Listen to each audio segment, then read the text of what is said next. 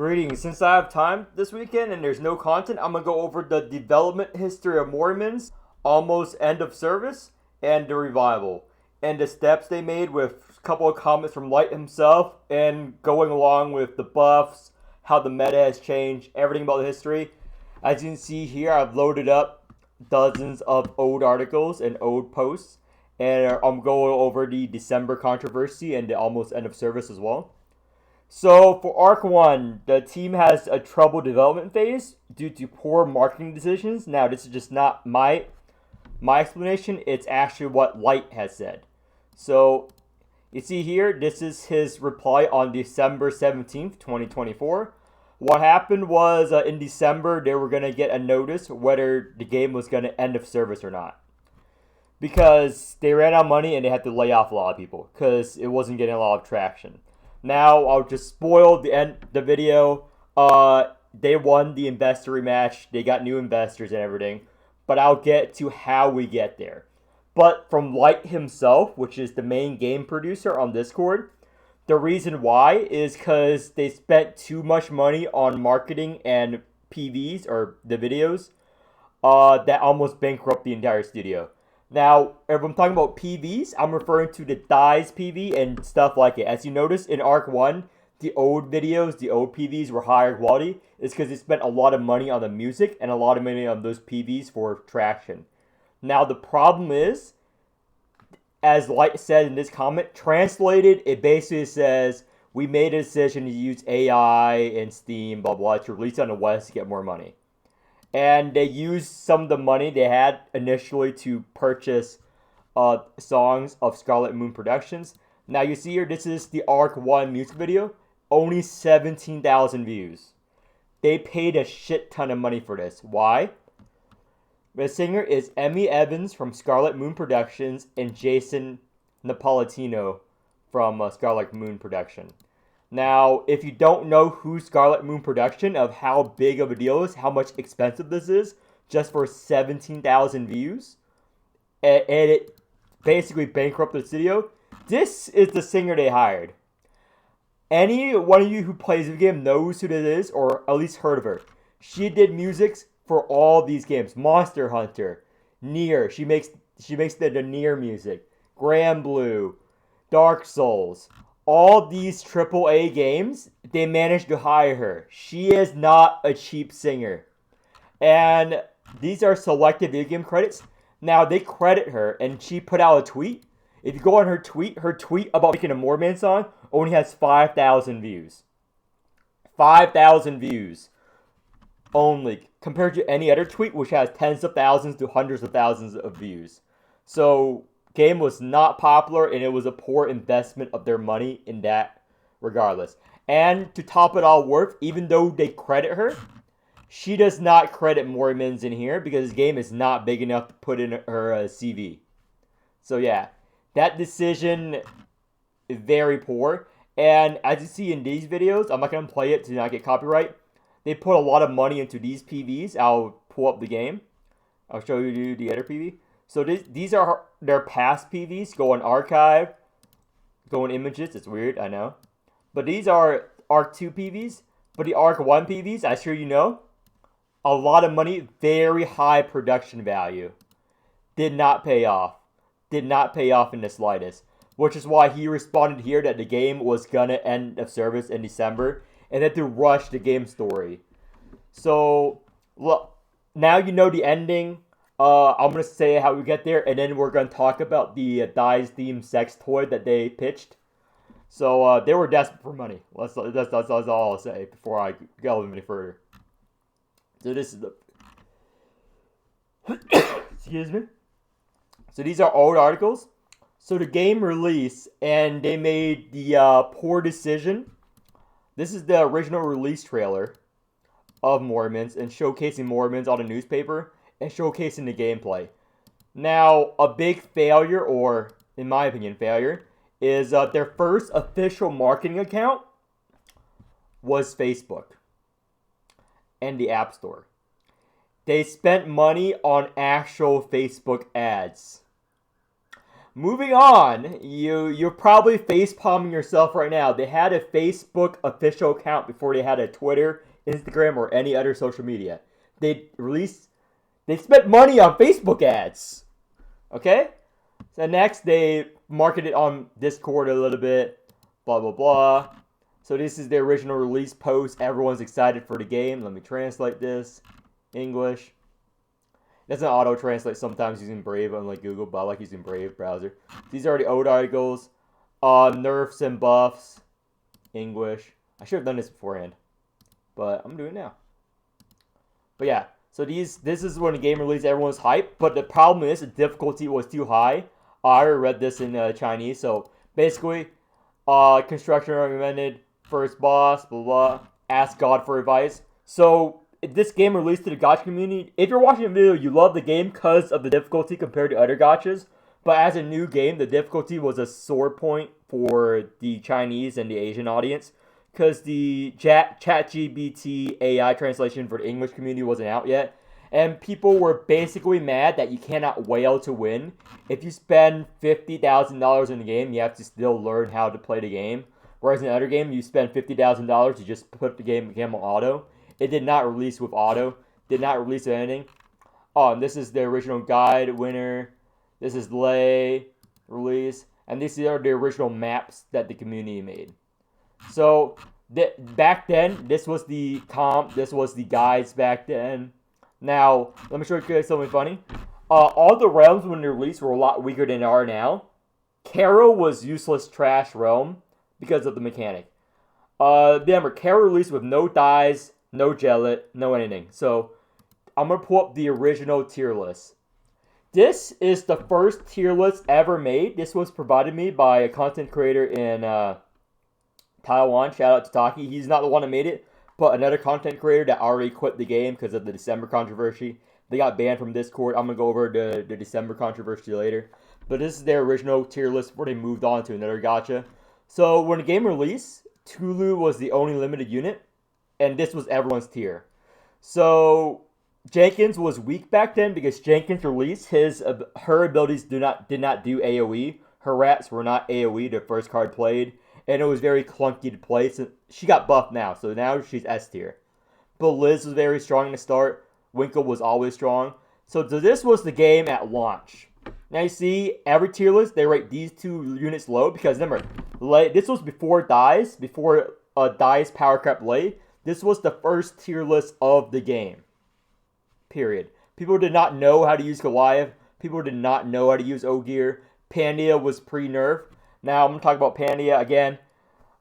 Pandia was a lot stronger than she is now. Every time people say, better nerf Pandia again, it's a meme. Because she has received the most nerfs out of any Awakener. Even when she wasn't played. Even when she's weak. When she was super weak, they still nerf her by nerfing counter. She is the most nerfed character in the game, period. It's not even close. Now, I'm going to go forward in the story. So that was the original tier list. And then, all of a sudden, Salvador released. This was the first major release that had gameplay changing proportions. Now, Salvador completely changed Caro as a realm. Now, what Salvador did was add Blood Furnace. So, used to be Caro did not have Blood Furnace. All they had was Embryo. Now, let me go into a stage real quick to show you, in case you have a visual view. Where's my dice comp? Right here. I'm just going to go in. So, Caro originally was a very scuffed realm. So, imagine playing Caro without Blood Furnace. So, on release Caro, they did not have the heal from Blood Furnace. So, the heal from Blood Furnace denies this. This is all they had. They only had babies and this bar that fills up. They did not have the nice heal and did not have anything. So, that's why Salvador is the only unit besides 24 that can interact with the Blood Furnace for now in Caro. Because it literally was not even a thing. It wasn't even conceptualized as a mechanic when Caro first introduced. So, Salvador when he released, he was the only one that had Blood Furnace. When you put him on your team, you unlock Blood Furnace. But then people were like, Blood Furnace, this is amazing. So they made it so that Blood Furnace is always part of Caro. So Blood Furnace was the last minute addition. Now, this was the first half Annie event. The first half Annie event had Tulu rerun and Dies. Dies was the first half Annie unit. Broke the entire game. S tier unit. Then Riker came along as S tier unit, the most powerful Awakener ever released. Riker. Everyone was concerned back then. Like, they were saying, Riker is too strong. Riker is insane. Is he got a power creep game? Riker has never been nerfed. He's now A tier because they released stronger units. So the game back then was a lot weaker. Teams were a lot weaker. Numbers were more manageable. But then the issue happened around here. If you translate this, it basically says, hey, the number scaling in Chapter 8 and 9 is insane. So, Chapter 8 and 9, because the game was running out of fumes, running out of service, so around June to August, they started laying off developers. And famously, if you go to any of the corporate comments in the Chinese community about the new art, as you notice with Caster and all the new art style, it's very different art style. Why? Because the old art director left. Now, some units still have the old art style because they were designed beforehand. Doricine and Caribou, which are upcoming Awakers, and Clem. Clem was an Arc 1 unit, by the way. She was originally planned for Arc 1, not for Arc 2, but they speed up the game. So if you play the game, you notice that Chapters 8 through 9, story-wise and gameplay-wise, was very rushed. The reason why is because they were trying to end the story just in case the end of service for us. So we get a resolution for the story. Chapter 8 and 9 was supposed to be about 4 or 5 chapters. So that's why there's only one gimmick. There's supposed to be one unique gimmick each chapter. So that's why Caster's design is very different. You see his smooth face. He has a smoother art style. Because the old artist left on bad terms. The old artist now works for Reverse 1999. As far as I know, they're on bad terms because of how things went down. People were not getting paid. The reason why, as we go to back to the Excel, which I have the screenshot of, the reason why is because Light says here, he made the executive decision. If you go back to here, in December, he answered a shit ton of questions for everyone. He was very insightful and about what his failings. So the PV right here, in the Steam chat, in the Steam release, took a lot of money. So if your friends ever ask why was the game almost end of service, it was a variety of things. Poor marketing push, spending money on Facebook ads, spending money on the PVs, and spending money on a AAA music production team. Very expensive. But, theoretically speaking, you can also say Dai's ass bankrupted the game. If you reach Chapter 7, you all know about Dai's ass cutscene. So, Dai's ass was partially the reason why the game was bad bankrupted. You can omit all the other details. Partially, she was the reason, because her ass was very expensive, but all the Arc 1 videos were high production value. But, again, if anyone asks you, you can say this gacha game almost went bankrupt because of a Morimens character's ass. So, Dais, you were too attractive, dude. Now next, so they were having a lot of issues. This was him. So they started releasing broken Awakers. So, which is controversial. So Hamlin, Jellet, Tawil, and G-Doll were released one after another. The order I just said was the order they came out with. That was 4 S tier units in a row. They were all meta-defying. They all broke the game. Every other unit beforehand were not as strong as these 4. They wanted money bad. And some people quit the game because of it. And they had another controversy, which is the plus 12 controversy, or plus 20 controversy. Here, I'm going to translate it to English. Let me actually reload it. Here we go. So this was another controversy. They canceled this. So this is when they renewed the service. Everyone's excited. the game will not end of service because they got new investors. But for all of Arc 1, the game has not turned a profit for a single month. There was no month in the entire first year of release did the game make a profit. That's why they have to lay off developers. Never in Arc 1. All of 2023, all of 2024, the game never made more than it took to run the servers and to pay the development team. So the game is now running on pure investor funds, and that's what happened in December. Investors bought out the game and decided to fund a second round of Morimens. But since they fired a lot of people, they have to rehire people, and some people won't come back. That's why for the first 3 months of 2025, there was a content drop before GDAW. Had to change Awakener release. Old banners and old way of the game used to be 3-week banners, not month-long banners. So it was less friendly to free play, but better for new players. So banners rotate quickly. So the old style was every week -1 with how 3 weeks works, because you have a rerun banner and a new banner.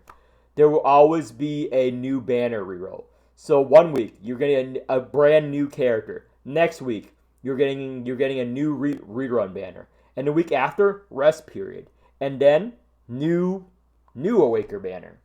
So it was very fast. But now, since they have to rehire people under the delay, they changed it to the way things are now, which is 1 month banners. So every 1 month, new Awakener. Every 1 month, new rerun banner. Except for now, because of the whole JP controversy with the CPT and the autoplay, which doesn't work, by the way. The autoplay is complete dog shit.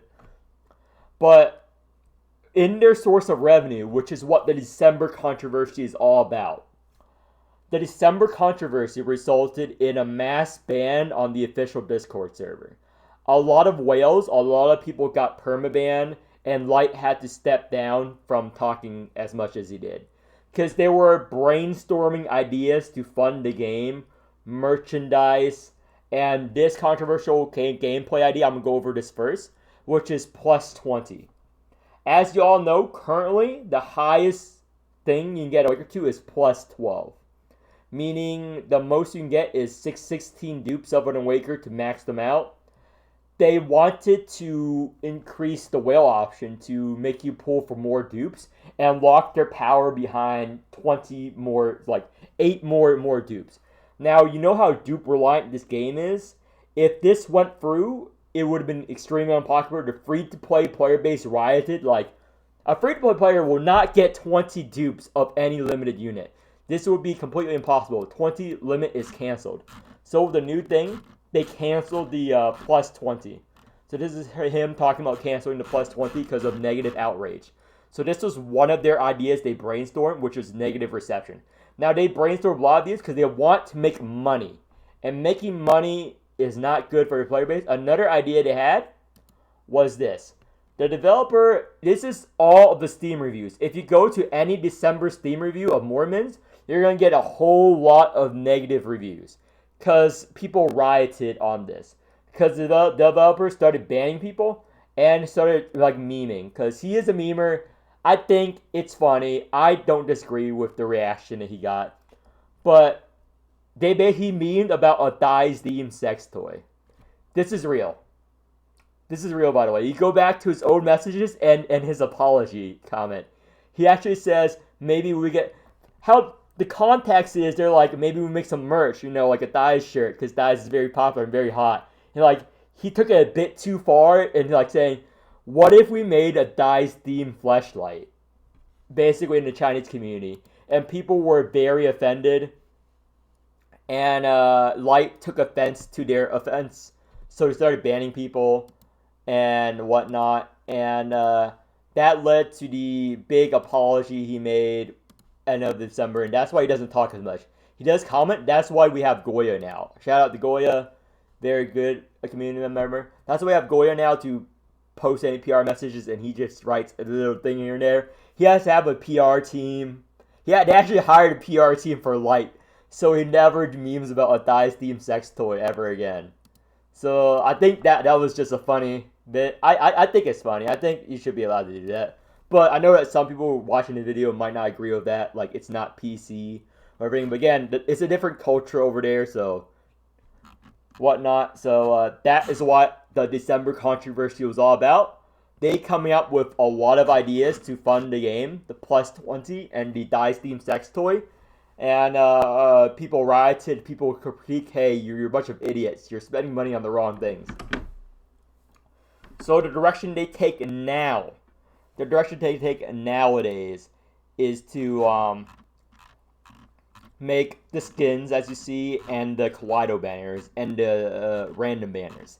The random banners and the Kaleido banners makes them a lot of money, because any of you have the experience of pulling on the Kaleido banner, pulling on the random banners, because it wastes your pull for the hope of getting something good. But it doesn't, like, you can still hit, but it fills the gambler brain in all of y'all. So thank you for everyone who spent money pulling a trillion times on a Kaleido banner and getting nothing for it. Also, this was the old D-Tide ranking list. So this was the old August ranking list, if you're curious about the old August. So when Thighs released, she was very strong, and Sorrel was played a lot. Leia was still played a lot. So this was where Tulu and Murphy dominated blue. Everyone loved Tulu and Murphy. Everyone considered Tulu and Murphy to be SS tier Awakers back then. In August of 2024. Horla was obviously broken. Launch. So this was the old tier list. This was Daffodil post-nerf. Oh, in case you're curious, Daffodil got released and nerfed. And she was the only Awaker that got nerfed. And they refunded everyone who pulled for her. She used to be a lot stronger, but then they nerfed her because she was too strong. Though Daffodil you're playing right now is between the nerf and the buff. They have to buff her up again after the nerf. So she used to be a lot stronger. She used to be one of the strongest Awakers in the game. They realized she's too strong. The funny thing is, old Daffodil was still not as strong as Tawil, Jellet, G-Doll, or Hamlin is now. So that was the game back then with weaker units. The past 5 units just power crept the entire game, basically. Besides Clem, of course, because she's fucking dog shit. Clem is a return to form of releasing dog shit limited Awakers. But yeah, this was the apology. That's the whole development history of Morimens. They have a new artist now, which is why the art style is different. They're focusing on JP, and they have enough funding for all of Arc 2. For Arc 3, they need a lot more developers. Now, progress is going smoothly so far. It's middle of Arc 2. So, the game is funded for all of Arc 2. Whether the game will survive to Arc 3 is up to you, the community. Please spread the game. Please support my videos. Please recommend my videos in my holy spreadsheet to others. And that's basically it. Join the fan Discord, Mythdeg University.